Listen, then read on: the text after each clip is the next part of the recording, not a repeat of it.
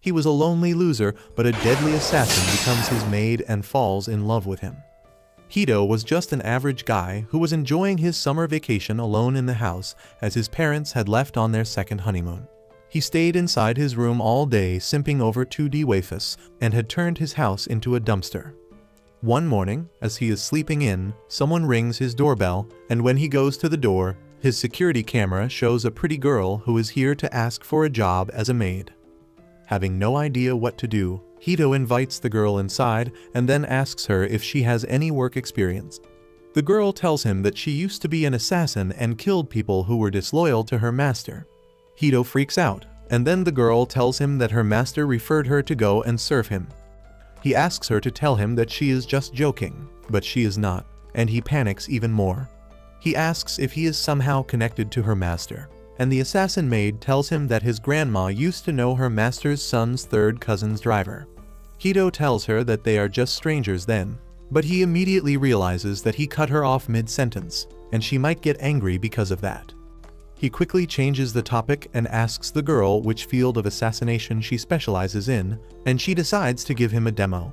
She takes him to the backyard and throws a bunch of knives at a tree, creating a clean vertical line with them.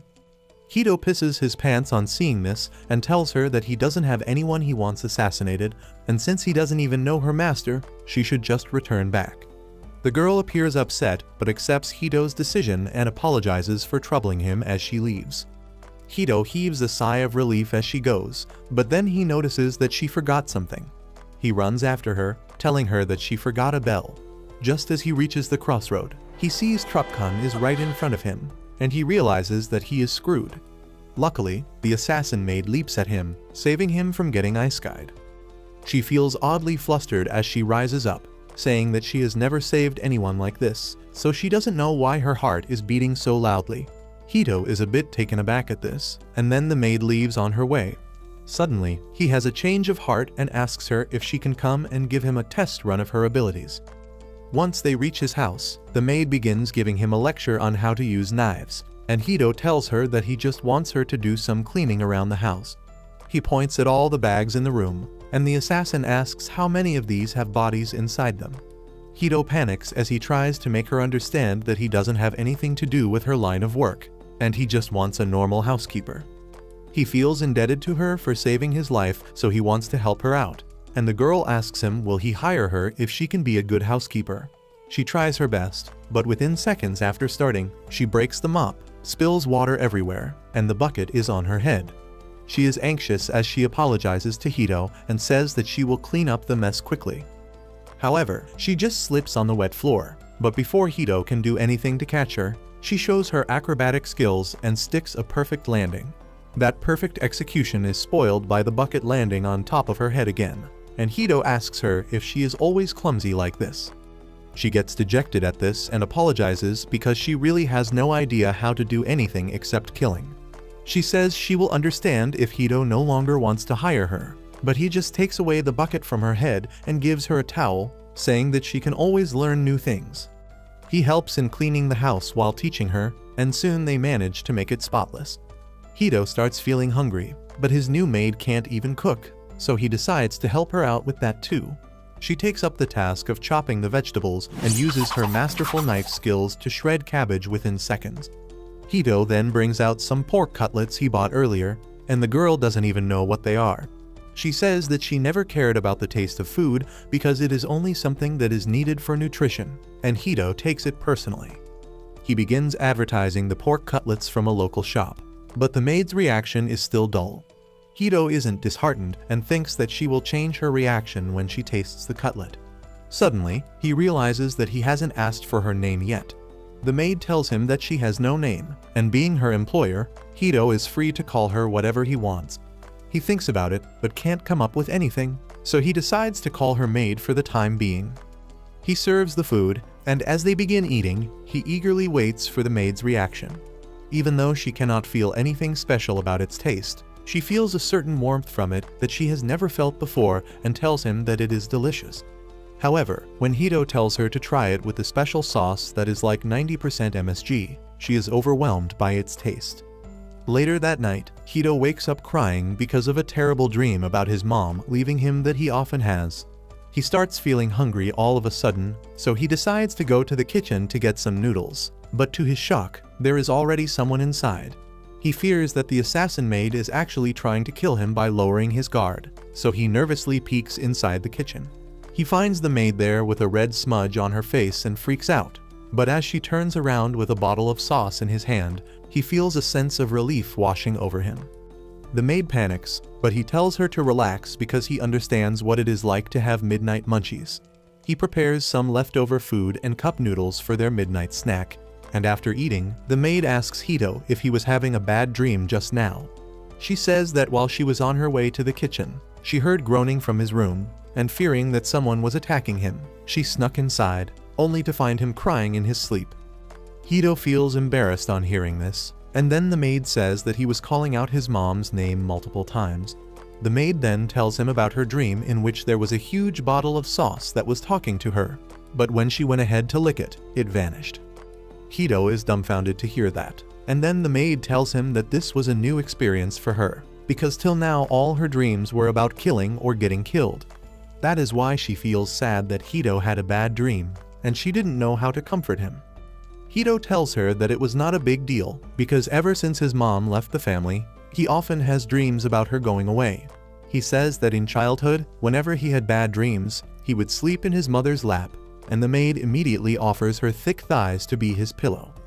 Hito freaks out and says that he is no longer a child, and he understands that he can't rest on just anyone's lap. This suddenly makes the maid feel empty and useless, and she begins thinking about the words of her previous employer who told her that she was only good for killing. She begins to feel cold when suddenly, Hito the simp puts his head on her lap. The maid starts feeling warm and tells him to sleep on her lap for as long as he wants. The next day, the maid begins chopping up the trash to make it compact, and Hito is impressed. As he goes outside to throw the trash, he finds a puppy left at his door by someone so that he can look after it. Hito is pissed as he wonders if his house is some kind of orphanage to take in stray animals of every species when the maid finds a note in the box. It reads that the owner of the dog bought it thinking it would be a small breed, but it is actually a larger one, and he didn't have the money or time to raise one. So he left the puppy in front of the richest looking house in the neighborhood and now expects the person who found the dog to raise it. Hito is frustrated, but he still decides to adopt the dog because it won't survive outside in the summer heat. The maid is reminded of some deep trauma by his words and tells him that saving a life without consideration is not always the best thing to do, and those who are abandoned by others should become stronger to survive on their own. She tells Hito that if he shows sympathy towards the dog, he may come to regret his decision in the future. Hito simply replies that he doesn't get too philosophical about stuff like that. He lifts the puppy in his arms and asks the maid if she saved him yesterday out of sympathy or because it was simply her instinct to save someone's life. He says that it is the human instinct to save those they can, and then takes the puppy inside. Hito finds the puppy quite cute and fluffy and asks the maid if she wants to hold it too. She says she will pass and gets away as Hito takes the puppy towards her. Hito asks her if she is afraid of dogs, and she gets embarrassed as she affirms and says that she is a bit scared of them. However, she adds that if Hito orders her to hold the puppy and play with it, she will obey his command despite her fear. Hito tells her that she doesn't have to force herself and then asks why she is afraid of dogs. The maid tells him that when her master was training her to be an assassin, he left her in the forest with wild dogs, and that gave her enough trauma to last a lifetime. Hito says that is a serious problem because he is planning to keep the puppy in the house for the time being, and he was hoping that the maid would help out. His words hit her hard, and to become useful to her new master, she decides to overcome her fear and asks if she can hold the dog. Hito lets her hold the puppy, and the maid starts vibrating like an old Nokia phone while the puppy rests in her arms. He asks her what exactly she is afraid of, and she says that it has sharp claws and fangs. But Hito says that the dog looks quite cute and innocent. Suddenly, it begins chewing on the maid's finger, and she freaks out so much that she almost yeets the dog out of the window. Luckily, Hito stops her and takes the dog away, while the maid catches her breath on the ground. The dog starts biting Hito's fingers too, and he realizes that its teeth are itching. so he takes it to a nearby pet shop to get it checked and buy some necessary items. As they return home later, Hito thanks the maid for helping him with the shopping. She suddenly replies that she has never seen anyone as kind as Hito, because the orders he gives her are something she is not used to. Her previous job used to be about killing people, and failure was not an option. However, Hito has treated her kindly even after she has done almost everything incorrectly. She asks him what she can do to become more useful to him, and if she belongs with him at all. Before Hito can answer, the puppy begins running away, but he grabs it and then tells the maid that she must have wanted to stop being an assassin and live like a normal girl. He says that this is her chance, so she should not think too much about it. The maid suddenly realizes that for the entire time she worked as an assassin, she never really thought about giving up the job. Killing others was the only reason for her existence, and she thought that she would be useless if she stopped doing that. Suddenly, Hito tells her to look at the amazing sunset, and she goes next to him, thinking that if she stays with him, she might be able to learn and understand more about what she truly wants. Hito then tells her that when she first came to his house, he was really scared because he has never seen assassins in real life. However, after getting to know her, he realized that she was a good person at heart. Hearing that she is a good person reminds the assassin of the time she was a normal girl and her parents praised her. She suddenly asks Hito what she can do to become a normal girl again, and the first advice he gives her is about her failures. He says that since everything he asks her to do is new to her, it is normal that she will fail, so she should not let those failures burden her. Later, the maid begins preparing for dinner and chops cabbage like a normal person. She thinks that doing stuff normally is much easier and doesn't require intense concentration, and then begins thinking about dinner. Suddenly, the puppy comes to her and starts rubbing itself on her leg. The maid freaks out and points the knife at the puppy, thinking that it was trying to attack her from behind. However, as she sees it shake and collapse, she realizes that it was just hungry. She feeds the puppy and tries touching it to overcome her fear, but Hito enters the room just then and startles her. He is impressed that the maid fed the dog and thanks her.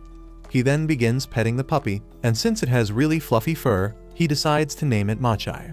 Everyone likes that name, and then Hito emotes for no reason to tell the maid that she has become better at her job. She is really moved by receiving this appreciation and offers to take care of the puppy if he is busy. Hito is concerned about her phobia, but the maid tells him that she wants to become normal, and for that, she must overcome her fear first.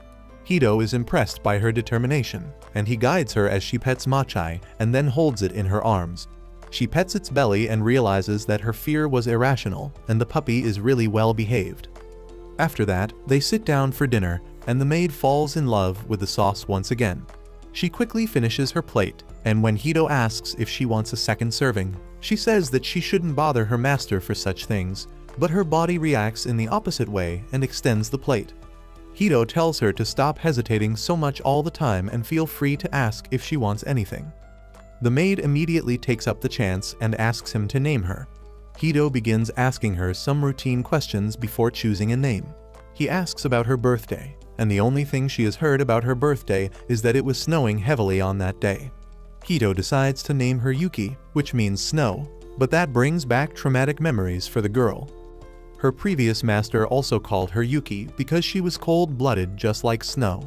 She hated that name, but as Hito talks about how much he loves snow and winter, she accepts the name. She smiles as she thanks Hito for giving her this name and then begins repeating it like a silly Pokemon. The next day, as Yuki is playing with Machai, Hito comes up to her with a piercing gun because he is planning to get a piercing to look cool in front of his friends. He tells her that he is not confident enough to do it by himself, so he asks Yuki to do it for him. She takes up the task, but as she is about to punch a hole in his ear, she suddenly backs down. She begins trembling as she asks Hito if this is her punishment for doing something that he didn't like.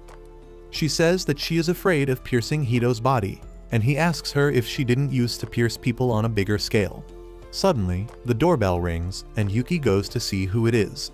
Outside the door, Hito's younger sister Riko is eagerly waiting for him to open the door because he texted her about getting a dog, and she wants to see it.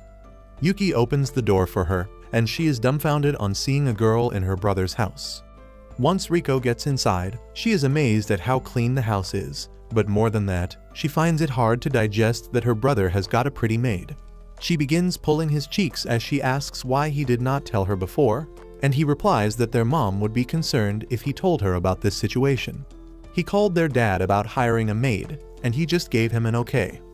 Riko begins pulling his cheeks again, and then Yuki asks the siblings if they live in different homes.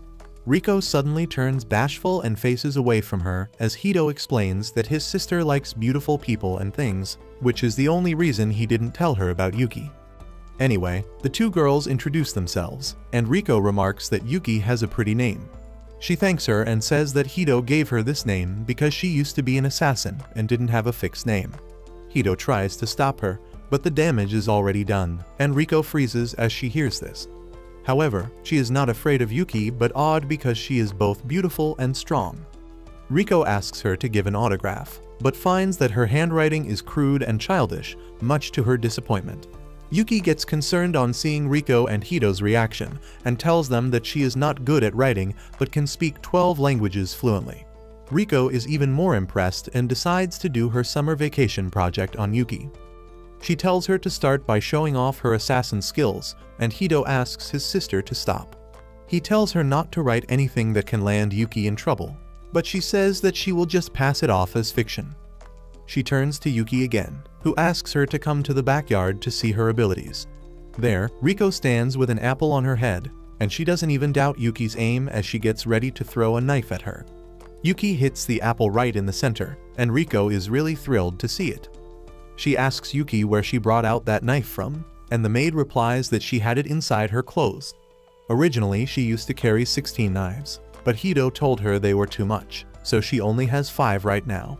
After that, as Riko is asking more questions, her stomach suddenly growls for food, and Hito laughs as he says that it is almost lunchtime.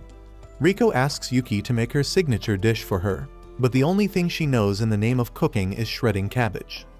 However, they are not herbivores to eat just that, so they go out and have some Big Macs. Riko sees a poster of a summer festival that is going to be organized tonight, and Hito tells Yuki that they sell a special type of sauce at the festival. Yuki starts drooling as she hears that, and she requests Hito to take her there, which he happily accepts. The three of them go to the festival and try out a shooting game. Riko fails to hit anything, and Yuki takes up the gun to show that she has some skills. However, she can't hit anything either because the gun is crooked, and she begins to doubt whether she is fit to be an assassin. After that, they go goldfish scooping, and Yuki shows her skills this time. Next, they go to the sauce shop, and Yuki relishes the crackers coated with delicious sauce. Riko runs away to buy something to drink, and Hito and Yuki decide to wait for her nearby. As they wait, Hito asks Yuki if she has ever been to festivals before, and she says that she has gone to festivals, but that was only to kill her targets. She looks gloomy as she recalls her dark past, but then suddenly, the fireworks start, and she is awestruck at seeing them. Soon, Riko returns with the drinks and sits between them to see the fireworks. Later, they head home, when suddenly, a biker comes speeding towards them. They hear someone scream that he is a robber who has stolen their stuff, and he almost runs over Riko, but Yuki saves her. Hito goes to check on them, and he finds that her sister might have awakened a kink after Yuki held her in her arms. He is glad that no one is harmed, but he is angry at the biker for robbing innocent people and putting the lives of bystanders in danger. He says that people like him should be punished, and Yuki accepts that as her mission. She begins climbing the building and chasing after the robber like Spider-Man before Hito even has the chance to tell her to stop, and Riko says that they must catch up to Yuki because she wants to see her beat up the robber. They follow Yuki as she jumps through the roofs, and she soon finds the biker. She leaps from the building and throws 2 knives to blast his tires, sending him crashing into an alley. Hito and Riko reach the place just as Yuki gets close to the robber with knives drawn. Hito freaks out and asks Yuki not to kill him, but she just taps his helmet, saying this is his punishment. Hito is relieved as Yuki turns back and tells him that this is what she thinks a normal punishment is because the woman he robbed has arrived on the scene with a policeman to arrest the biker. Hito and the girls head to their home, and Riko tells Yuki that her friends at school will be really surprised when she tells them about her. Yuki is curious to hear about her school because she has never been to one. Riko tells her that school is a fun place as long as the silent kid doesn't bring a semi-automatic, because they can make friends and learn stuff. She then begins to run towards her house, and hearing her words has made Yuki interested in attending a school. She tells Hito that maybe attending a school will help her in becoming normal, and he agrees, wondering if she is even eligible to attend school at her age. Anyway, time passes and the summer vacations come to an end. As Hito goes back to school to start a new high school year, he wonders if Yuki will be alright by herself at home. Suddenly, one of his delinquent friends comes there and asks if he has heard the news about a pretty Maid cosplayer in the town. Hito spits out his drink on hearing that and then acts like he doesn't know anything about that to avoid further questioning. One of his friends says that he has seen the pretty Maid at the library sometimes, and Hito is curious about why Yuki would go to the library. Just then, their teacher enters the class and tells everyone that they have a new transfer student with them today. The new student is none other than Yuki, and Hito freaks out as he sees her. The teacher introduces her as Hito's cousin and tells her to sit in front of him. Hito still can't process what is happening, but as Yuki turns to him and says that she is looking forward to studying with her master, the entire class suddenly becomes jealous of him. The rest of the day is incredibly tough on Hito, and as Riko comes to see him after the school, he has pretty much turned to stone. He suddenly realizes that Riko was behind everything, and she leaps up with joy, telling him that this was her big surprise for him. Hito is disappointed, but as they walk home, Riko says that Yuki was a really fast learner, and she learned the basics of everything in just 3 days. Hito says that he is more curious about other things, like how Yuki got admission into the school and specifically in his class. He asks why she had to pretend to be his cousin and why they kept it a secret from him. Yuki says that it was Riko's idea to pretend to be his cousin because that would give her a believable backstory. As for getting the admission, she pulled a few strings with her connections to the underworld. She then says that Riko asked her not to tell Hito anything about the admission because it would be more fun to see his reaction when he finds it out later. Hito smacks Riko for this, and Yuki is worried that he is upset. He tells her that he is not upset but only shocked, and then says that they should enjoy their high school life together from now on. The next day, as soon as the lunch break starts, all the students begin rushing to the cafeteria to buy the special Katsuta bread that is only sold 1 day per week. Yuki is curious about that, and Hito tells her that the Katsuta bakery is really famous, and the school has a tie-up with them so that they can sell their delicious bread to the students once a week. Since it is rare, there are only a few pieces, and everyone rushes to be the first person to buy it. He begins telling her about the different versions of the bread they have, including one that has a delicious sauce inside it. That was all Yuki needed to hear, and she tells Hito that she will get the bread for both of them. He tells her that it will be hard because their classroom is the farthest away from the cafeteria, but Yuki is not ready to back down. She jumps out of the window and reaches the rooftop, and Hito follows her as he asks her to stop. However, as he looks at the look of determination on her face, he realizes that it is pointless to try and stop her. Yuki runs on the railing, her entire focus on reaching the Katsuta store before others. Seeing her determination, Hito is reminded of his sister whenever she wants to eat desserts, and he thinks that no one can stop girls when they are after something they really want to eat. Just then, he notices a group of hardcore Katsuta bread fans rushing towards the store, and he fears that things will get odd if Yuki lands in front of them. However, Yuki takes a shortcut and leaps from one building to another, perfectly balancing her landing on the new building's railing. She then lands on the ground, right in front of the bread store, and gracefully walks inside as she orders a stuffed bread for herself and a sandwich for Hito. However, once she returns to Hito, she is shuddering with disappointment because the woman at the store told her that one person can buy only one bread.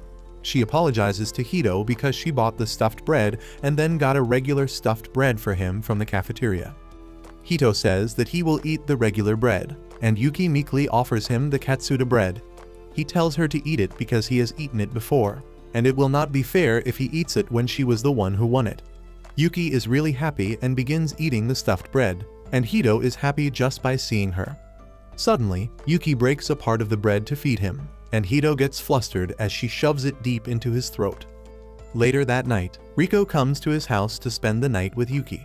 She tells Hito that she always wanted an older sister, and at one point she even imagined him to be a female. Hito tells her to rein in her imagination, and Riko tells him that she has come up with a better idea to make Yuki into her older sister. She says that Hito should marry Yuki and bring her into the family, which will be the perfect ending for everyone. Hito gets flustered as Riko says that Yuki is clearly into him, and he tries denying that. Riko says that he won't understand a girl's feelings, but she can clearly see that Yuki may confess to him any moment now.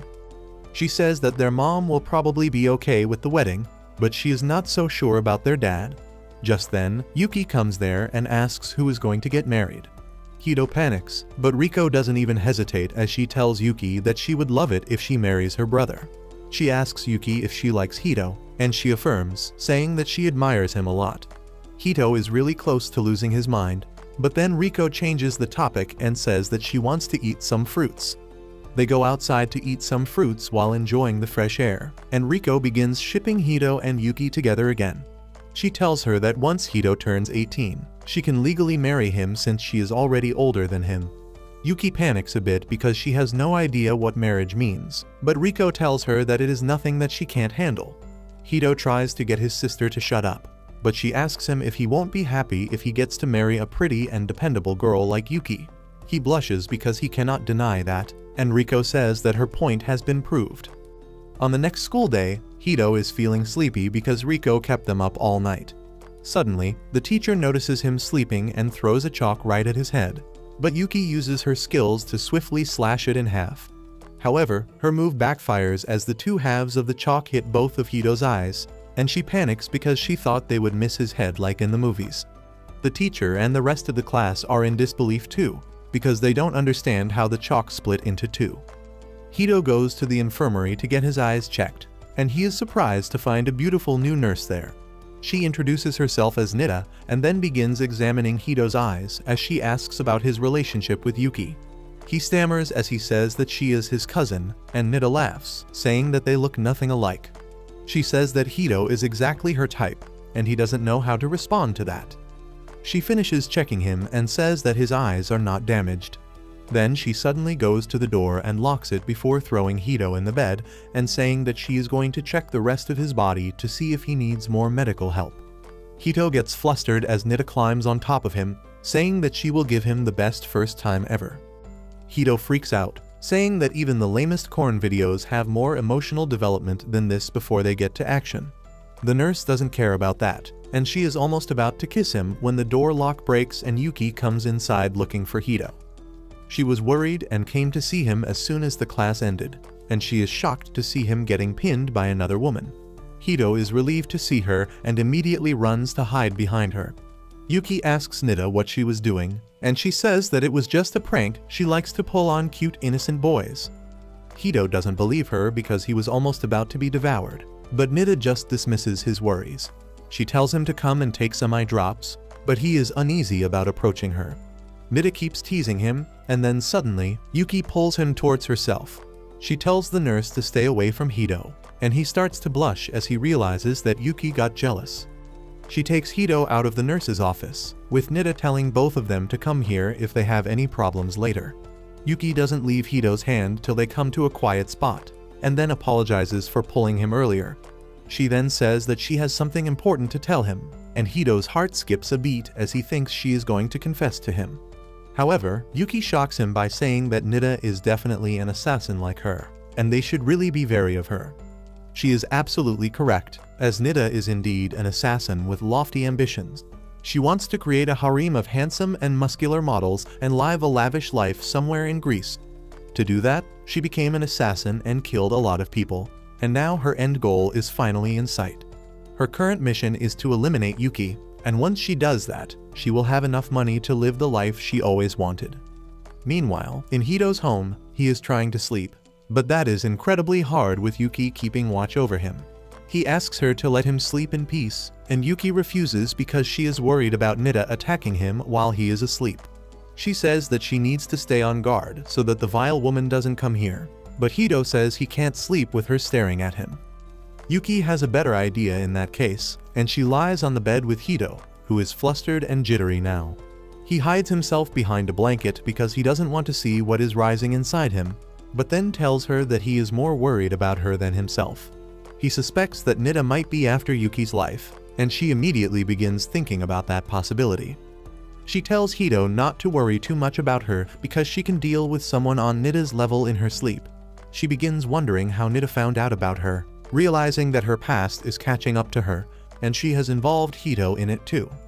She suddenly holds his hand, telling him not to worry about anything because she will keep him safe no matter the cost. Hito starts blushing at this, and he gets up, saying that he also wants her to stay safe even though he is powerless to do anything. He suddenly decides to open the window to get some fresh air, but Yuki says she will do it since there is always the danger of snipers. As soon as she unlocks the window, she suddenly smells her favorite sauce and wonders where the scent is coming from. As she is engrossed in finding out the source of the delicious smell, she suddenly hears Nida's voice, telling her that she has lost her touch. The Catwoman cosplayer had infiltrated the room while Yuki was distracted, and Hito is already in her grasp. She tells Yuki that she has become softer because of playing house with this boy, and she fell for such an obvious trap. Nida asks if she really was the famous assassin known as the White Wolf of the Dragon's Nine. Yuki pulls out a knife, but Nida asks her to hold her horses because she is going to poke Hito's eyes out before she can do anything to her. Suddenly, Yuki releases a menacing aura and begins talking in Chinese. She threatens Nida that if she does anything to harm Hito, she will make her regret it so much that she will beg for death. Nida is scared of her, and she decides to back away from harming Hito. She tells Yuki that she only has business with her because she has a commission to kill her. However, she knows that the difference in their skills is too vast, and she won't be able to do anything against her without a hostage. That is why Nida decides to take Hito with her and tells Yuki to meet her in the school grounds at 2 in the night if she wants him alive. After she leaves, Yuki begins recalling the words of her teacher, who told her that no matter what she does, she will always remain a bloody assassin whose only purpose on Earth is to kill people. Yuki admits that it is true, and she decides to stop living in the delusion that she can be normal. She decides to kill Nida, eliminate all proof, and when Hito's safety has been ensured, she will leave the country for good and resume working as an assassin. However, she recalls that Hito wanted her to be safe and stay with him, and realizes that she wants the same thing. On the other hand, Nida has brought Hito to school and tied him up with some bondage gear that she always keeps in her purse in case she is feeling freaky. Hito is rather calm about the situation, and Nida asks if he is not afraid that he can die any moment, and it will all be Yuki's fault. She asks him if he hates the maid now, and Hito replies that even though he is scared, he has faith in Yuki that she will protect him. Nida is impressed that he can say such things even in this situation and tells him that she really didn't want to drag him into this battle, but she needed to do this to fight against the fearsome assassin Zhu. Hito asks her who is Zhu, and Nida asks him if he doesn't know her original name that was famous in the underworld. She says that Yuki was not just an assassin, she was a monster. She begins saying that there were a lot of scary people in the underworld, but Yuki was on another level. She was a cold-blooded, ruthless killer who showed no emotions as she offed people. Not only that, Yuki was the number 4 in the clan of the greatest assassins in the world named Dragon's Nine. Nida explains that Dragon's Nine gathers talented individuals around the world and raises them as master assassins, and they have been involved in almost every major upheaval in history. However, since they are so powerful and important, they have a lot of enemies too, and there is a huge price on their heads. Nida says that if she kills Yuki, she will get a lot of money, and her reputation will also grow, landing her even more high-paying jobs. Hito is not impressed by her ambitions and asks if she is really talking about Yuki, who is just a 16-year-old girl who is emotionless one moment, and the very next moment she has everything visible on her face. Nida screams at him that she is sure that Yuki is the assassin named Zhu because she has been spying on her since the last few weeks. She suddenly starts thinking that Hito is not a regular person because no one would be so calm in a situation where their life is in danger. On top of that, he melted the stone-cold heart of Yuki, and now Nida is sure that there is something extraordinary about him. However, she plans to use that to her advantage because she knows that Yuki will try everything she can to protect him, and she will become more vulnerable while doing that. As soon as the clock strikes 2, Yuki comes there. She starts running towards Nida, who shoots her, but Yuki easily slashes the bullets away. Nida immediately switches to the next part of her plan and shoots the ground, activating the trip mine she had buried there. Yuki realizes it only after the trip mine is activated, and a powerful explosion engulfs her. Nida laughs, thinking she won, and Hito is horrified. However, Yuki is unharmed, and she lunges through the smoke to attack Nida, who barely blocks her attack. She then tries to taunt Yuki by saying that if she tells her real past to Hito, he will never let her stay by his side. However, Yuki ignores her taunts and tells her to stop yapping. She says that Hito has school tomorrow, and staying out this late will cause him to be sleepy in class. Nida begins yelling because no one is taking her seriously, and she tells Yuki to stay silent and let her beat her to death if she doesn't want Hito to lose all his limbs. She presses a few buttons on her smartphone, and suddenly, Hito gets lasers pointed at both his arms and legs. Nida says that there is a sniper gun pointed at each of his limbs, and she just needs to press one more button to reduce Hito into a torso. She tells Yuki to give up now, but instead, Yuki dashes towards her without hesitation. Nida presses the button in a state of panic, but then Yuki draws out 4 knives and throws them towards the laser light, deflecting the bullets with them. Nida freaks out because she didn't expect this to happen. She tries activating another trap she has set up, but then one of Yuki's knives comes flying and destroys her smartphone. She screams because it was brand new and she hasn't got insurance on it. Yuki comes up to her, and the scared Nida points her gun at Hito, only to get it kicked away. Yuki hits her and throws her on the ground, and Nida fears that she is going to die now. She tries distracting Yuki by telling her that she will never get to live a normal life because she is still an assassin, and countless people will come to kill her.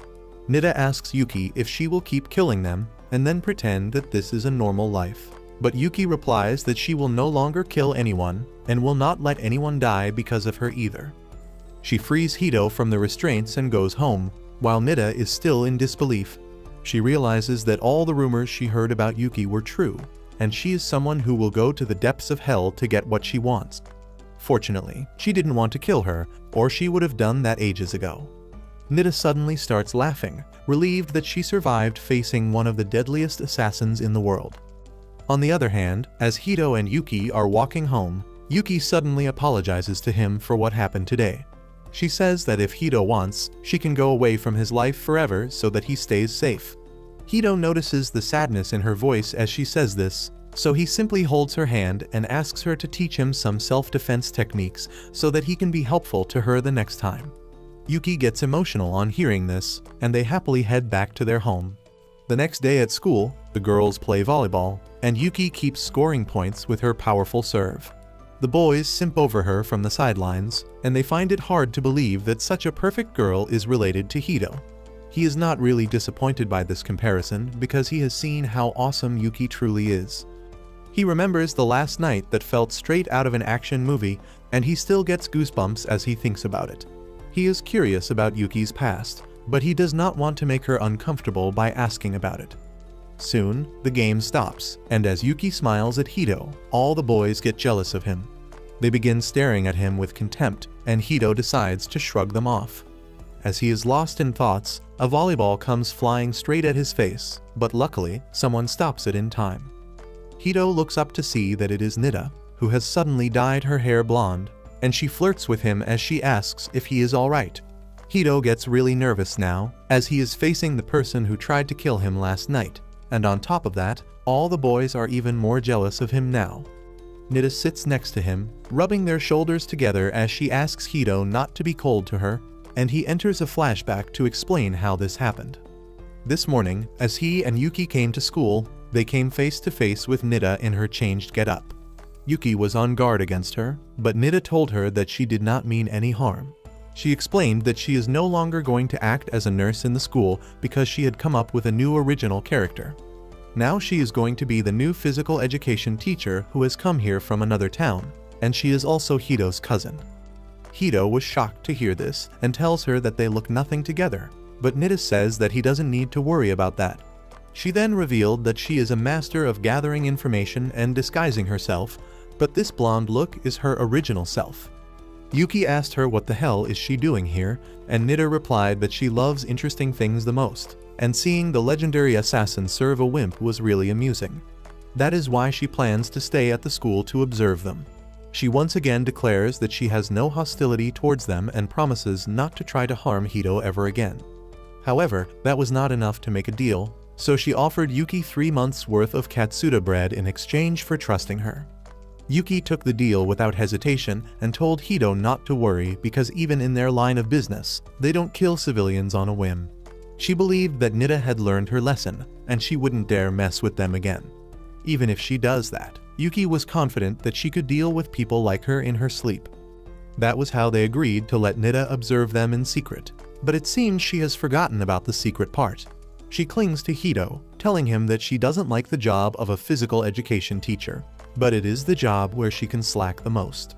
She begins getting even closer to Hito and whispering dirty things in his ears to make him flustered. Because of that, Yuki gets angry and forgets to hold back her strength when she hits the ball. The ball tears through the net and smashes the wall, and Yuki gets nervous as the girls ask her the reason for her superhuman strength. After that, Hito and Yuki have lunch together, and she apologizes for losing control earlier. He tells her that it was not her fault, and then Yuki begins telling him that even though she is sure that Nida doesn't mean any harm, she felt odd seeing her close with Hito. She asks if this is normal or is she behaving oddly, and Hito realizes that Yuki got jealous because another girl got close to him. A couple days later, as Yuki is doing the household chores, she opens the washing machine to collect the washed clothes, and when she finds that the towels are clean and dried, she is elated. She runs to tell the good news to Hito because she had been struggling to wash them properly for the last month. He praises her, and then Yuki resumes doing her chores. Hito asks her what they should have for dinner, and she tells him that they should eat shredded cabbage with pork cutlet and the special sauce. Hito agrees, and he takes her to the famous shop where he buys the pork cutlets from. The shriveled old lady at the shop takes Hito's order and then asks him about Yuki, who is sticking her face to the glass window as she drools on seeing huge amounts of sauce inside. She then notices the old man in the shop chopping up the pork cutlets. His whole body trembles normally, but as he is about to chop the cutlet, he suddenly becomes perfectly calm and cuts them into neat pieces. Yuki is awed by this and thinks that he must also be a master assassin to have such great skills despite his age, and Hito doesn't want to stop her imagination. The old lady asks him what the girl is rambling about, and to cover up for her, Hito tells her that Yuki is a big fan of their sauce. The old lady is glad to hear that, and she tells Yuki that she was the one who came up with the recipe. Yuki is awestruck on hearing this, and she asks the woman if she is a god. She thanks the old woman, explaining how much her sauce means to her. Yuki says that she could never feel the taste of food till she tasted the sauce, and the old lady smiles as she tells her that she might be missing some warmth and happiness in her life that made her unable to appreciate the taste of food. She says that Yuki must have been able to taste the sauce because she was happy, and she thinks that it is the truth. As Yuki is busy thinking about the happiness she found after meeting Hito, the old man in the shop suddenly arrives behind her and pats her shoulder, telling her that there was some dust there.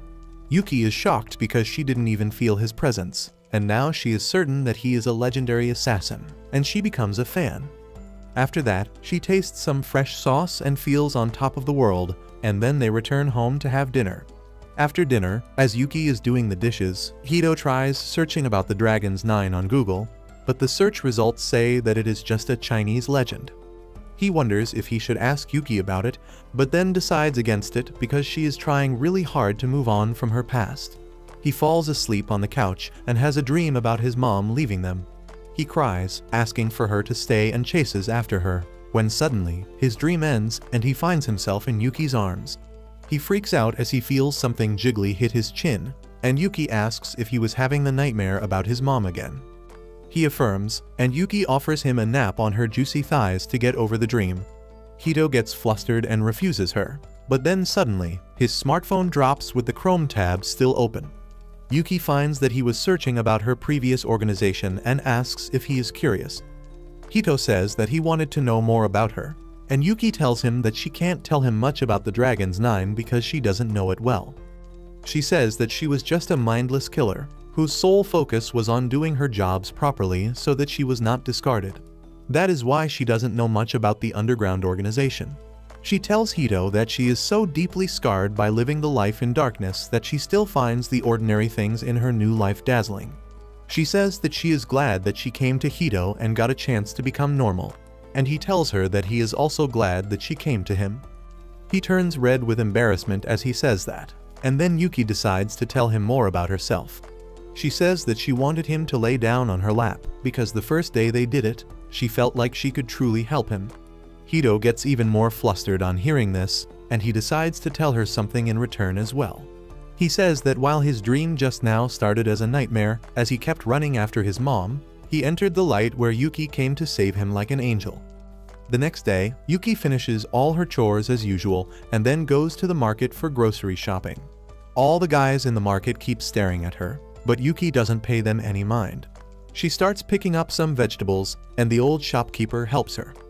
Just then, a girl comes to Yuki and nervously tells her that she has been watching her for a long time, and she found her really pretty and cool. Yuki is glad to receive the compliment, and then the girl says that she also wants to be like her. She asks her where she got that uniform, because it is not something normal people wear, and she wants it too. Yuki is shocked because the girl told her that normal people don't wear Maid uniforms. Soon, Hito comes there because he had to buy some magazines too, and as soon as Yuki sees him, she asks him if Maid uniforms are not normal. Well, Hito tells her the truth, and on the next Sunday, they decide to go shopping and get her some casual clothes. Riko is already waiting for them at the shopping complex, but to Hito's shock, Nita is also there.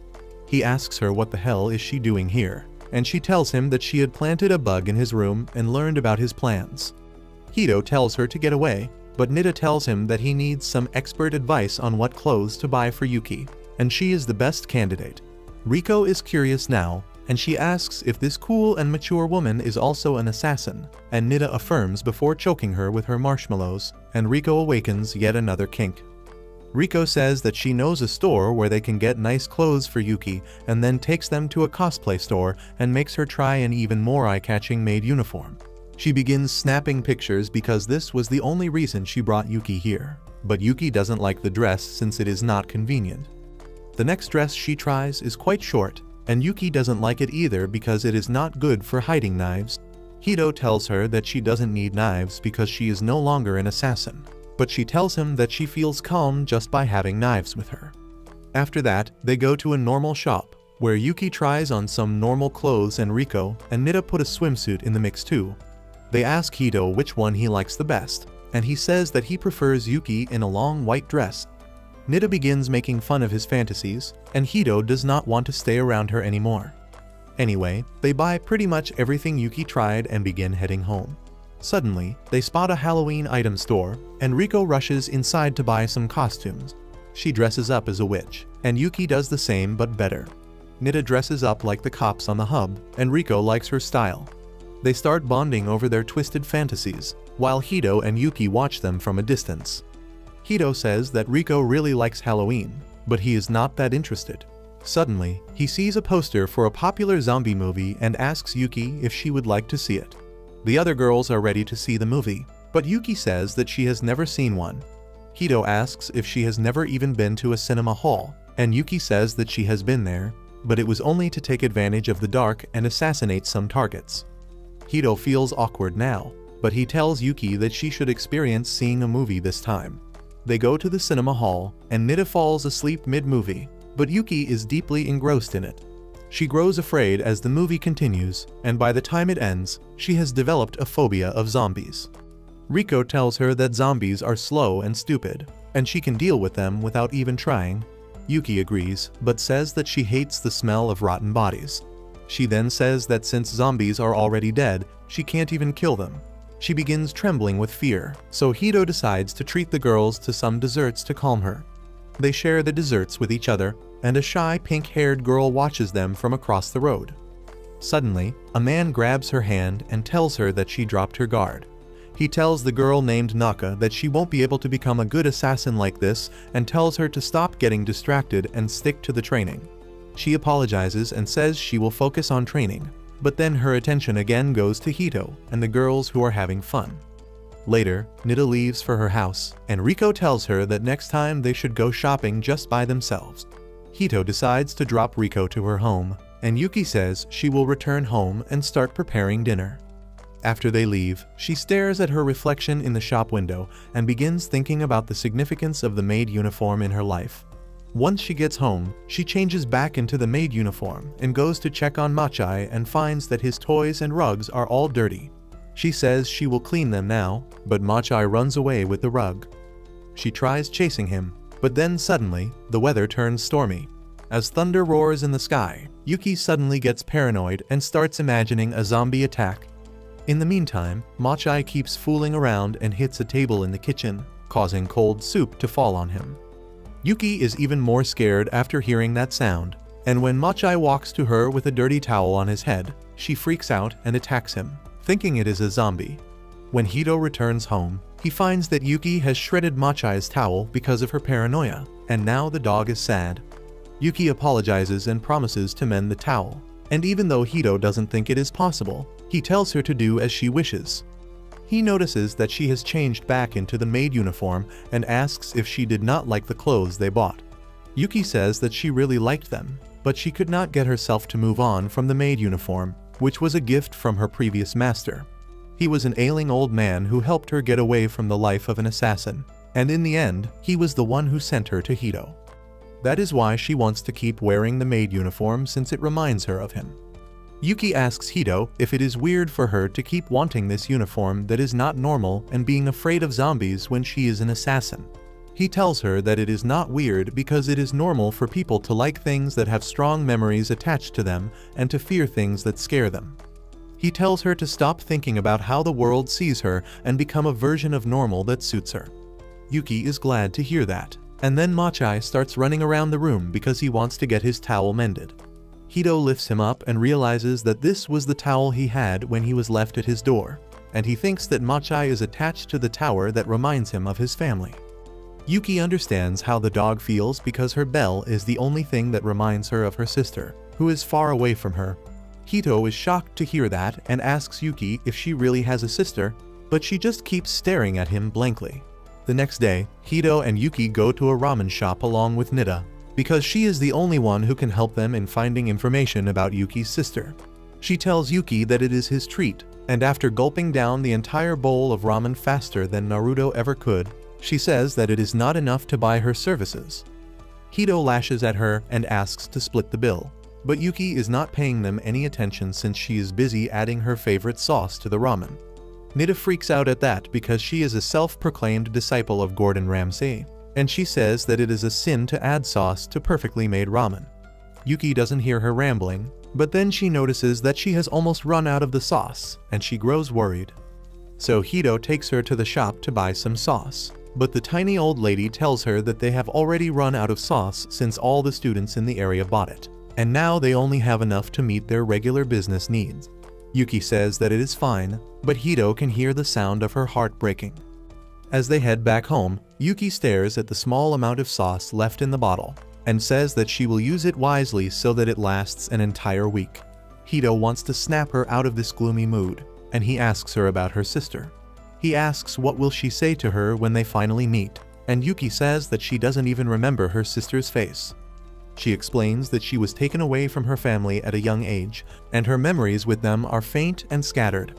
The only thing she knows about her sister is that their mother gave them identical bell accessories, and she has always been carrying hers around, hoping that she can identify her sister when she sees her. Yuki then says that she is scared to see her sister again, because she might have a grudge against her.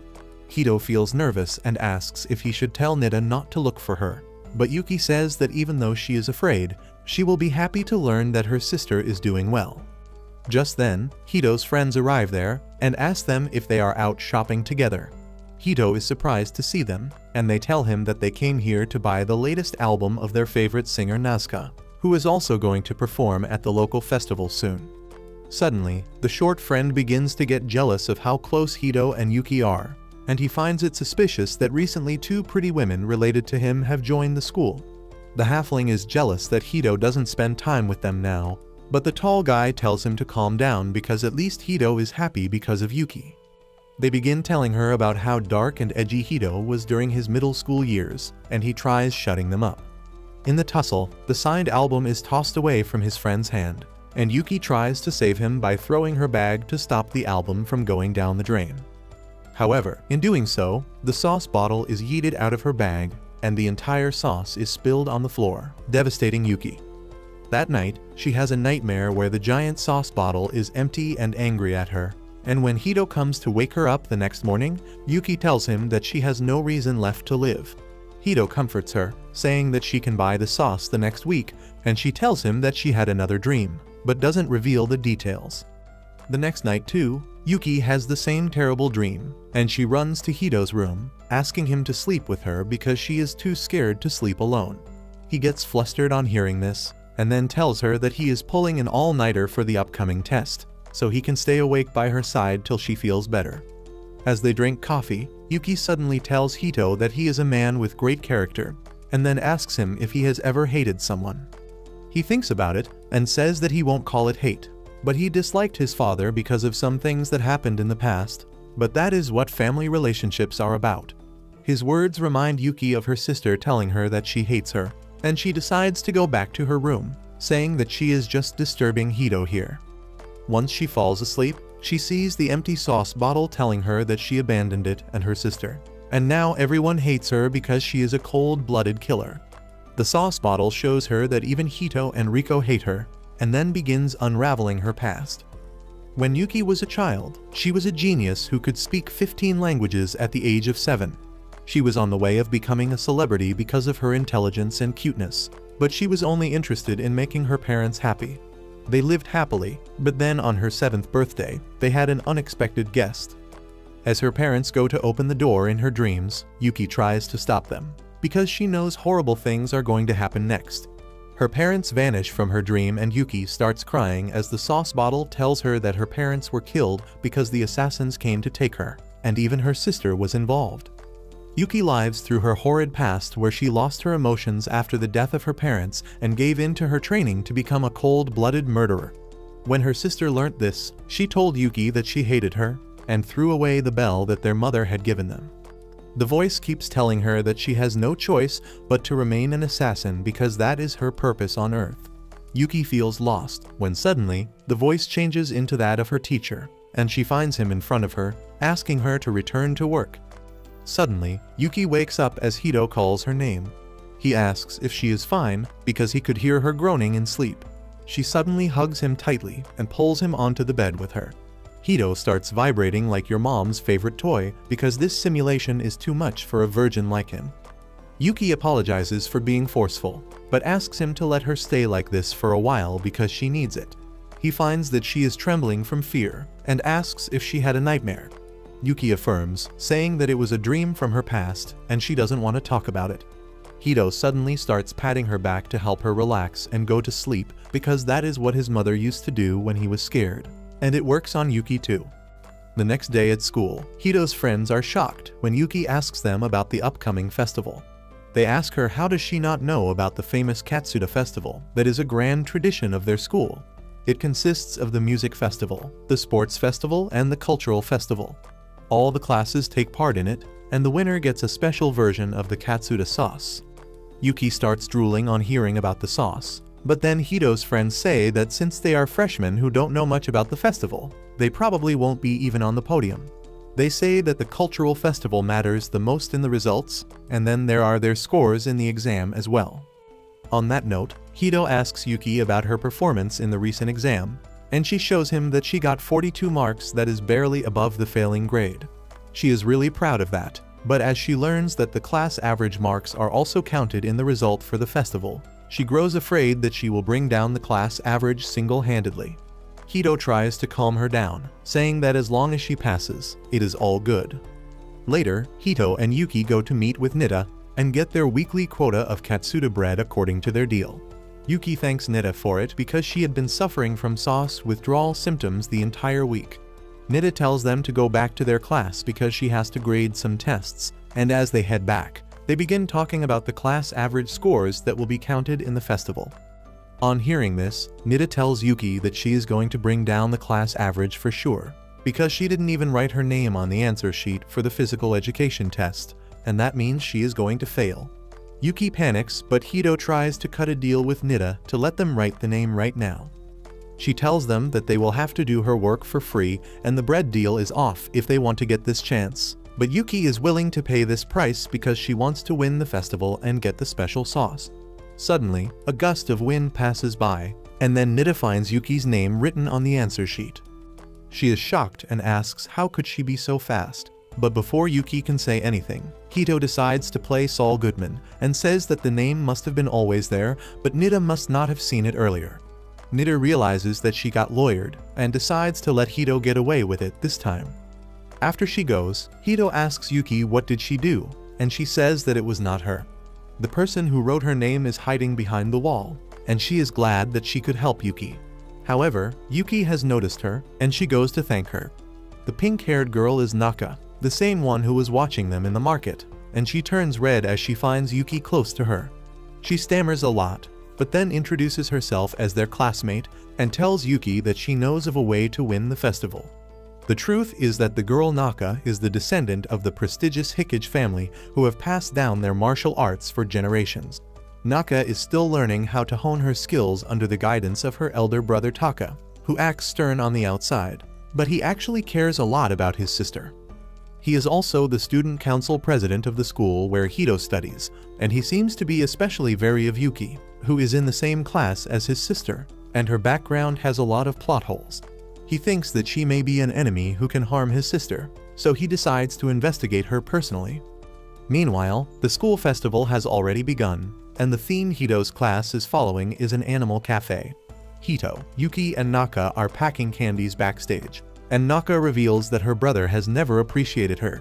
She says that he is a perfectionist, and she is clumsy, so she wants to use this chance to improve her image in his eyes. She thinks that even if she doesn't win, if her brother sees her taking part in the class activities, he will acknowledge her a little bit. Naka has another reason she wants to win, but she shies away from speaking it in front of Yuki. Hito sees that Naka is always flustered around Yuki, and he wonders what is going on in her mind. He then thanks Naka for telling them in advance about what the event is going to be this time. It is going to be a game of cops and robbers, so athletic abilities are going to play a big role in it. Suddenly, a man dressed as a huge bottle of katsuta sauce comes there, and Yuki panics. The man inside the costume turns out to be Hito's delinquent friend Tega, who is a longtime fan of the sauce, and he declares that he will take part in the event wearing this costume because no one can beat katsuta sauce. Tega is confident that his team with Yuki and Naka will bring home the first prize. Hito says that he has never seen Naka too active in the physical education classes, and she nervously tells him that she just doesn't want to stand out. Yuki asks him not to worry because she has faith in Naka's abilities, and she promises to do her best in beating Naka's brother's team. Naka repeats her words, and her brother who had come to the cafe to spy on her gets furious, thinking that Yuki is turning his sister against him. Later, as Hito and his friends are eating lunch together, Tega says that he will wear the sauce costume while participating in the event to attract the attention of the media, which makes Hito worried because it might be harmful for Yuki to show her face on the news. Before he can ask her anything, his sister comes there along with his short friend, and he and Tega go down to talk with them. In the meantime, Naka timidly asks Yuki if she can become her friend. Yuki agrees without hesitation, and Naka is overjoyed. However, as Hito asks her and Yuki to come to see the cultural festival, she runs away, saying that she has some work to do. Hito asks Yuki what they were talking about, and in return, she asks him what exactly is friendship. On the other hand, the elated Naka goes to spy on the student council to learn more about the game so that she can help Yuki, but what she finds completely stuns her. Soon, the competition begins, with the idol Nasuka joining them as a celebrity host. Her partner explains that the main event is basically a 1 versus 3 game of tag in which the student council president Taka will have to capture 3 students from the other team, and if any one of them escapes, their team wins. However, to make the game more interesting, everyone will have to wear the uniforms that match with their class themes. This was what Naka heard earlier, and she apologizes to Yuki about it.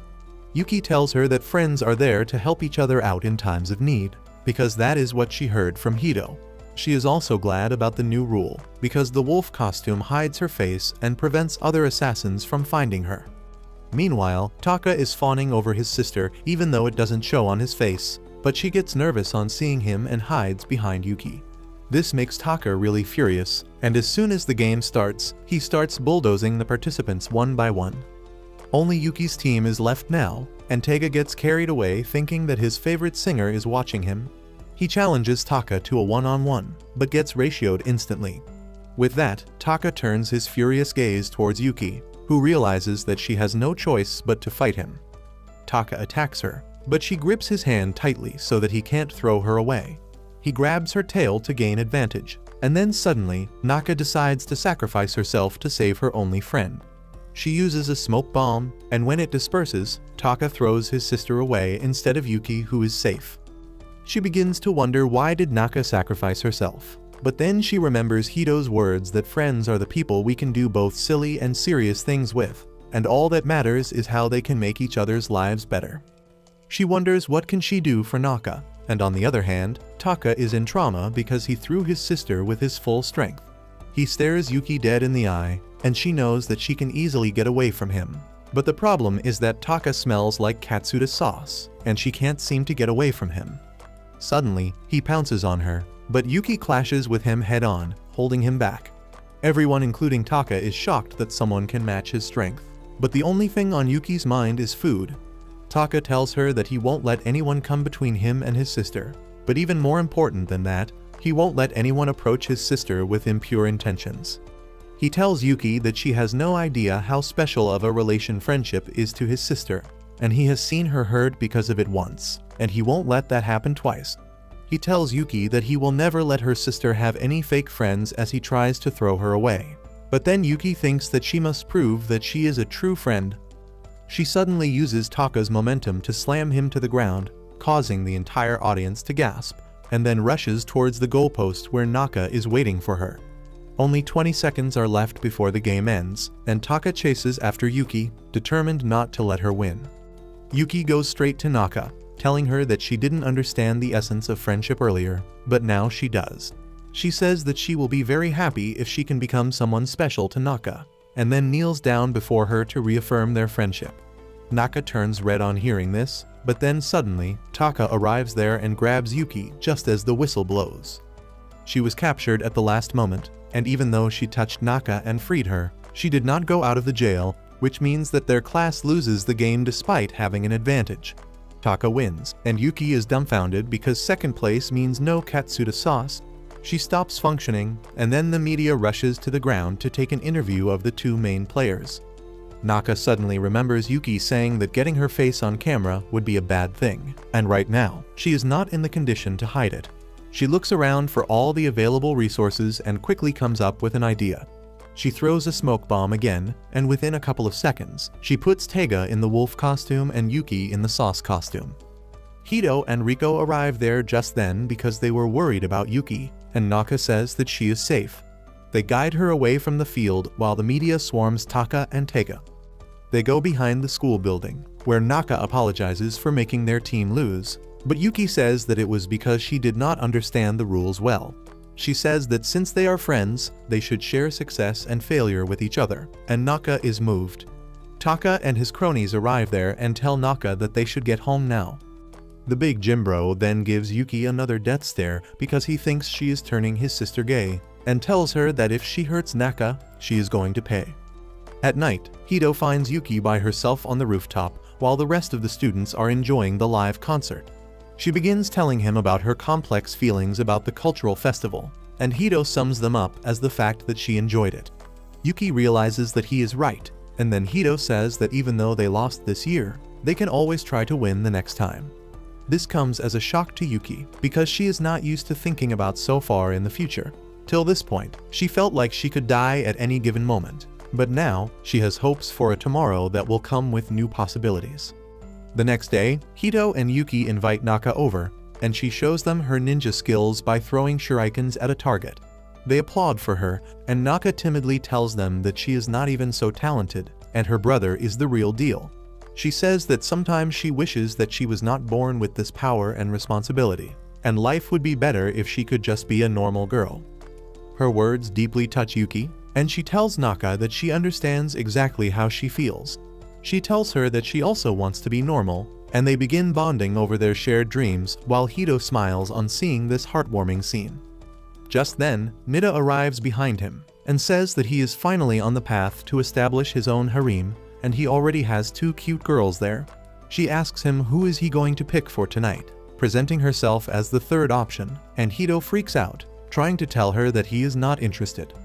As Yuki shows off her knife-throwing skills to Naka, Nida snuggles with Hito, asking if he wants to cop a feel of heaven. The very next moment, her lollipop is shattered by Yuki's knife, and she sincerely apologizes, saying that she was trying to throw it at the tree, but her hand slipped. Nida is furious and afraid at the same time, but she can't say much openly. She just tells Yuki to be more careful, because if she kills her, she is not getting any information on her sister. After hearing that, Naka asks Nida if she is also not an ordinary person. She tries to introduce herself, but Nida reveals that she knows that Naka is the daughter of a ninja family. She says that she lives on collecting and selling information, and then grabs Naka's face, saying that she knows that she was the one who wrote Yuki's name on the question paper. Naka is intimidated, but as Nida feels Yuki's murderous gaze on her, she immediately backs away. After a while, Nida tells them that she is going to China on a mission, so she might find some information about Yuki's sister. However, she is not going to search too deeply, because then she might run into trouble with the Dragon's Nine, since it is Yuki's old home. Yuki says that she doesn't know anyone besides her master there, and then Nida takes her leave, telling them to spend an intimate Christmas together. Hito gets flustered on hearing this, and then suddenly, Naka asks him if he and Yuki are really dating despite being cousins. Hito gets flustered as he denies that, and says that he and Yuki are not close like that. He asks her to affirm but is taken aback as he sees Yuki blankly staring at him. She had been thinking about her old organization this entire time, and says that she suddenly realized that she was always alone there, but now she has more people to protect. Hito thinks that her feelings for him are that of a familial love and not a romantic one, but he is fine with that. Suddenly, it starts snowing, and soon after that, Hito receives a message from his dad, informing him that he will return home for Christmas. The next day, it is Christmas, and their backyard has a thick layer of snow on it, and Machai immediately jumps outside to play. Hito creates a tiny snowman, and Yuki decides to ape him, but she hasn't got much skill in sculpting, and her snowman is deformed from all angles. Hito tells her not to mind it because it reflects her individuality, and Yuki believes him. Soon, however, Machai jumps towards them and destroys just her snowman, devastating her. Hito tells her to forget about it, further saddening her, but then he gets a call from his dad and goes back inside to receive it. He appears uncomfortable the entire time, and then tells Yuki that he is going over to Riko's house for a bit. Yuki understands, but she makes a request of him. As Hito returns from his mom's house, he is feeling really cold and wonders why did Yuki request to meet him in the market. He wonders if she wants to eat out, when suddenly, he sees a huge crowd staring at something. He also joins them, and to his surprise, they were staring at Yuki, who is dressed like a model and waiting for Hito. She puts her scarf around his neck, telling him that she warmed it for him. Hito freaks out as he thinks that other people will think they are dating since they are doing this on Christmas. However, Yuki holds his hand and tells him that it is her intention. She tells Hito that they should date, and he starts trembling, wondering what she means. Yuki tells him that when she saw him looking upset and uncomfortable earlier, she called Riko for advice, and she told her to take him on a date to lift up his spirits. Yuki says that she wants him to be happy and cheerful since it is Christmas, and the embarrassed Hito decides to take up her kind offer. They hold hands as they walk through the market, and Hito begins wondering about his relationship with Yuki again. Suddenly, it starts snowing, and Hito says that he loves snow. Yuki starts laughing and blushing at this, because her name also means snow. She says that even though she knows that Hito is not talking about her, hearing him say that he likes snow makes her feel good. Hito turns red on hearing this, his heart beating out of control, but he can't stop being drawn towards Yuki. The next day, Riko comes over and tells her brother how she helped Yuki pick up her date outfit so that she could have maximum impact on him. He is still flustered by what happened yesterday, and asks Riko if she is sure that Yuki has romantic feelings for him. He finds it hard to imagine that she can have such feelings, but Riko is confident that Yuki likes him too much, and she is not yet aware of her feelings. Hito still finds it hard to believe, so Riko pulls out an app that tests the love compatibility of people who are not couples yet. Hito doesn't believe in such apps, but Riko tells him that it is pretty accurate, and one of her friends proposed to her crush after seeing their score, and now they are dating. She begins asking Hito questions about his and Yuki's interaction, and the answer to them is positive. Hito starts getting more and more self-conscious as the questions become more direct, But at the end, when Riko asks if he or Yuki have ever said that they like each other in a non-romantic context, Hito lies and says that they have not. With just one answer in negative, his score for mutual affection with Yuki comes at a whopping 96%, and Riko tells Hito that he and Yuki are a couple already. He gets even more embarrassed by this, and just then, Yuki returns home from grocery shopping. Hito finds that he has no issue talking with her about normal things, but Riko is not going to let them rest at that. She suddenly starts asking Yuki the same questions she asked Hito, and with each question, he gets more embarrassed. Yuki answers all the questions with yes, and her score is 100%. Well, now Riko is confirmed that there is 196% mutual affection between her brother and his maid, and she is confident that Yuki is soon going to be her sister-in-law. Later, they have dinner while sitting under the comfy table, and Riko begins to reveal embarrassing details about Hito. He panics because he doesn't want Yuki to see his childish side, but Riko can guess that, and she tells that to Yuki as well. Hito is furious now, and he decides to teach his sister a lesson. He tries kicking her under the table, but even after many successful attempts, she doesn't give a reaction. He wonders what is wrong and peeks under the table, where to his surprise, he finds that he had been kicking Yuki the entire time, but it was nothing more than a nudge for her. However, she has turned red, thinking that Hito was trying his hand, or more accurately his leg, at the under-the-table flirting she has only seen in movies. Hito freaks out too on realizing what he had been doing for the past 5 minutes, and seeing them both turn red, Riko declares that this must be because of a secret between the two lovebirds. The next morning, Hito finds Yuki sleeping right next to him and suddenly gets flustered. He silently gets out of the bed and goes outside while hiding something from Yuki, who wakes up on hearing his footsteps. Once outside the door, Hito begins beating himself up because he can't come to terms with his feelings. Lately, Yuki has been having too many nightmares, and he told her that she could sleep next to him if it made her feel better, and she jumped on the offer. However, now he regrets saying such a bold thing, because being close to her makes him awkward. He hasn't been able to get much sleep lately because Yuki is always near him, and he wonders what should he do now. Just then, Yuki opens the door and asks if he is alright. He tells her that today is the annual deep cleaning day, so he woke up early, but that is just a far-fetched excuse. As he goes to freshen up, Hito realizes that he can't be a wimp forever. However, as he thinks about confessing to Yuki, the image of his childhood crush comes to his mind, who once rejected his confession, telling him that he didn't love her. He just wanted someone to be around him. Meanwhile, Yuki has taken Hito's deep cleaning day story for truth, and she starts mopping the floor after collecting all the garbage.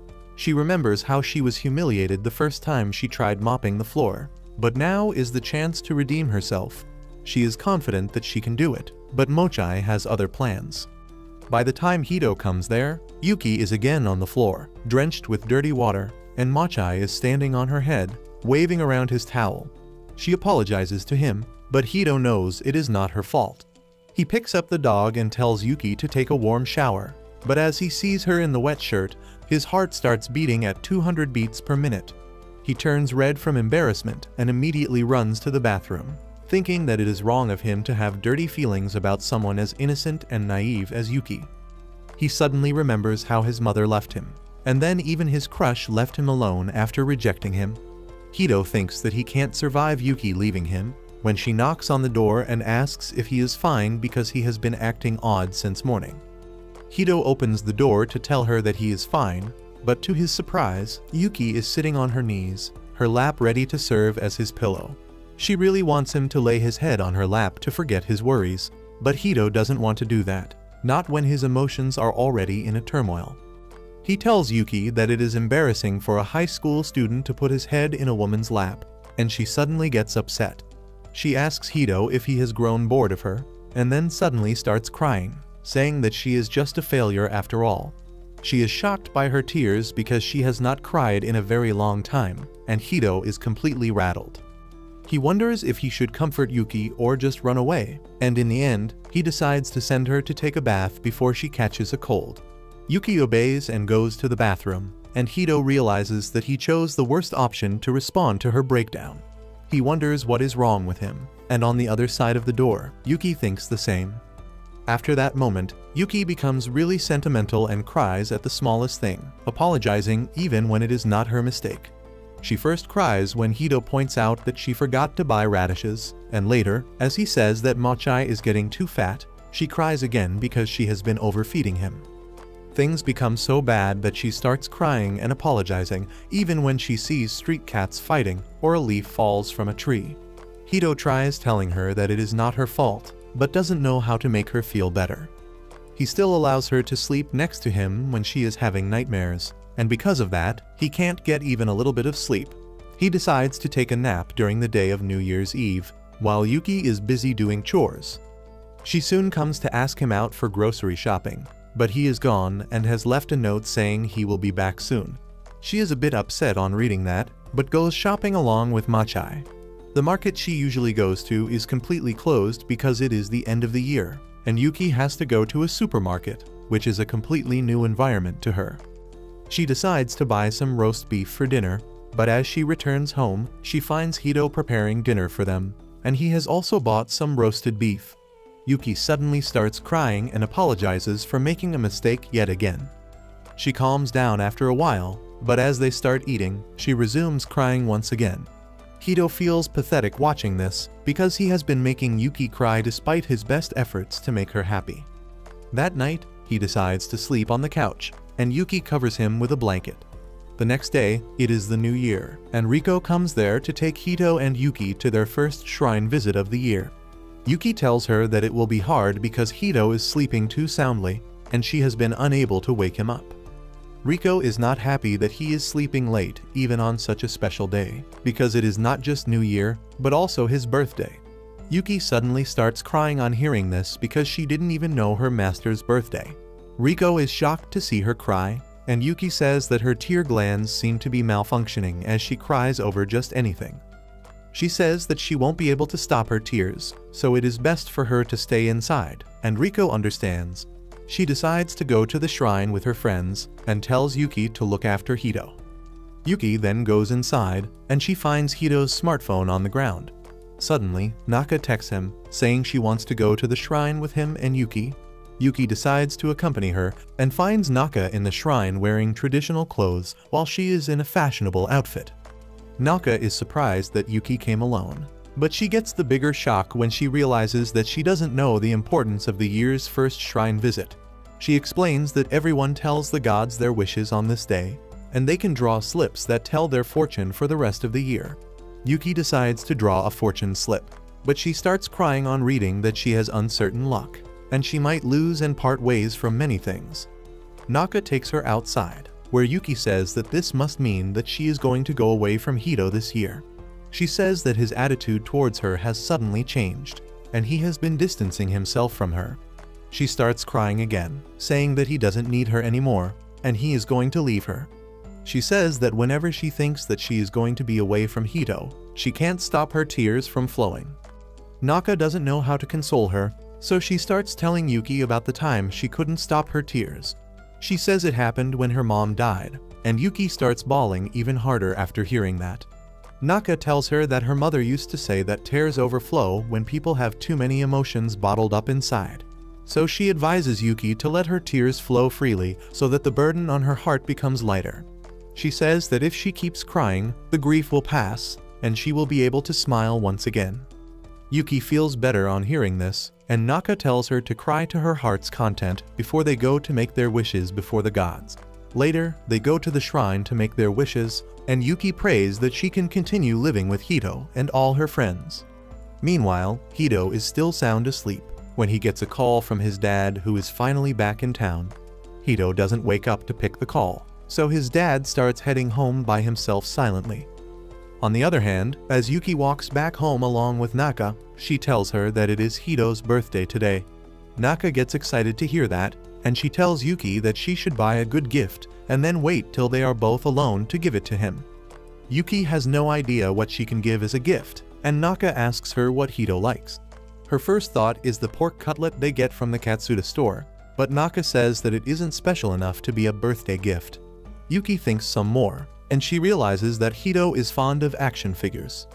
However, she doesn't know that they are called action figures and tells Naka that Hito likes dolls, Fortunately, Naka is a smart one, and she leads Yuki to a store selling action figures. She spots a toy that Hito already has, and decides to buy it for him, thinking that he will like it. Naka tells her that this one is like a lottery, and she needs to keep playing till she gets what she wants. Yuki immediately gets to work, but after a few rounds, she only gets shiny ones, and not the one that looks like Lucario on crack. She starts crying, thinking that she can't do anything right, and Naka struggles to calm her down. Just then, a Dilf comes there, and suddenly asks Yuki if she would like to learn a spell to get the right toy from the gacha machine. Yuki is curious, and the man tells her that the first thing she should do is get rid of her tears, because evil spirits live in them and eat away the confidence. He keeps talking like he has forgotten his schizo medicines today, and then tells Yuki that she needs determination and killing instinct to get the machine to listen to her. Well, she is so desperate that she believes him, and practically threatens the gacha machine that she will kill it if she doesn't get the desired toy this time. Naka and the man are shocked by her intensity, but surprisingly, this trick works, and she gets Lucario on crack. Yuki is overjoyed and thanks the man, who tells her that he was in a situation like this once when he was trying to buy his son a toy, so he couldn't leave her alone. He then walks away to do his shopping, and Yuki finds him cool and kind. On the other hand, Riko wakes Hito up with a karate chop to the head, and asks how long is he going to sleep on his birthday. She tells him that their dad is going to be home anytime now, and before Hito can fully process that, he sees Yuki's note that she is going to the shrine. Hito panics on reading that because he has not yet told Yuki about his dad, and Riko finds that absurd because he should have done that earlier since they love together. These words suddenly send Hito in a downward spiral, and he says that communication is not easy even with family members. He still remembers the day his mom left, and he couldn't ask his dad the reason. He couldn't even ask him the reason behind the scary expression on his face, and after that day, their relationship started to get strained. Soon, his father went to work abroad and rarely came home, so he has never had a chance to ask him the reason for his divorce. Now that he thinks about introducing Yuki to him, he is afraid that his father will be angry at both of them. Suddenly, he gets a text that snaps him out of his flashback. It is from Naka, who tells him to cheer Yuki because she drew a bad lot. Within seconds, Yuki returns to the house with her eyes swollen and decides to change into her maid outfit quickly. Hito immediately tells her that his dad is returning and he has no idea about her being an assassin. He tries giving her a suggestion, but he decides against it. He thinks that if he tries to hide Yuki from his dad, he will be trampling over her hard work to become normal, so he swears to protect her no matter what his dad says. Riko starts fawning him and calling him the Rizzler, but asks him to say these things to Yuki's face for better results. Just as they are bickering about it, their dad comes home, and he is the same Dilf Yuki met in the market. Riko runs to hug him, but Hito is quite nervous and distant. He then decides to tell his dad about Yuki, and by the time she comes downstairs after changing, the dad has learned all the important bits about her. They sit down to talk while Hito prepares coffee, and his dad remarks that he knew Yuki's old master, who was a respectable person. They start talking about how he met her old master, who asked him to take her in after his death, and Hito just listens to them, feeling that he is the only one being left out of the loop, just like during his parents' divorce. He starts feeling lonely and then realizes that there are things that he didn't know about his dad or Yuki. He suddenly understands that he is always assuming what the other person is thinking, and he has never directly confronted them to learn the truth. Meanwhile, his dad has finished his chats with Yuki, and he decides to go to Riko's place to talk to her mom. Riko tells her that he should stay over to celebrate Hito's birthday, but he replies that Hito doesn't even like his birthday. He then congratulates him for turning 16 and then gives him a gift from him and his estranged wife. He says that after that, he is going to attend a company meeting and then return abroad, which makes Hito feel insecure that he won't be able to have a proper conversation with his dad even this time. As his dad and Riko sit in a cab, Hito decides to overcome his hesitation and holds the cab's door, asking his dad permission to let Yuki stay here. His dad just stares at him and then asks what he wants to do, and Hito says that he wants Yuki to stay with him. His dad tells him to follow through his decision, and says that he will explain things to his mom. He leaves with that, and Hito feels better because it is the first time he was able to convey something to his dad. Behind him, Yuki is feeling giddy because Hito said that he wants her to stay. But before she can speak to him, he gets a call from his dad, who asks him to hand over the phone to Yuki. He then tells Yuki that Hito has started to change because of her, and asks her to keep looking after him in the future. Yuki is overwhelmed by her emotions, and after the call ends, she gathers all her courage to ask Hito to see the night view with her. Just as he agrees, she lifts him in her arms and jumps to the rooftop, panting and clutching her heart that can barely handle all this stress. As the sun starts to set, Yuki wishes him a happy birthday and gives him the action figure she bought for him. But to her shock, she had gripped it too tightly, breaking it.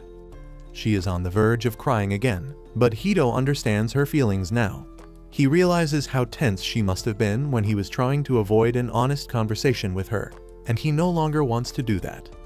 He decides to be honest about his feelings with her, and tells her that this action figure is from his favorite show in his childhood back when his parents were together.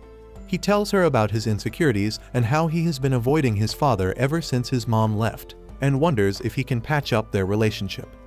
Hito then tells Yuki that he doesn't want his relationship with her to spoil because of a lack of communication, and that is why he wants to live like they are a family who shares everything together.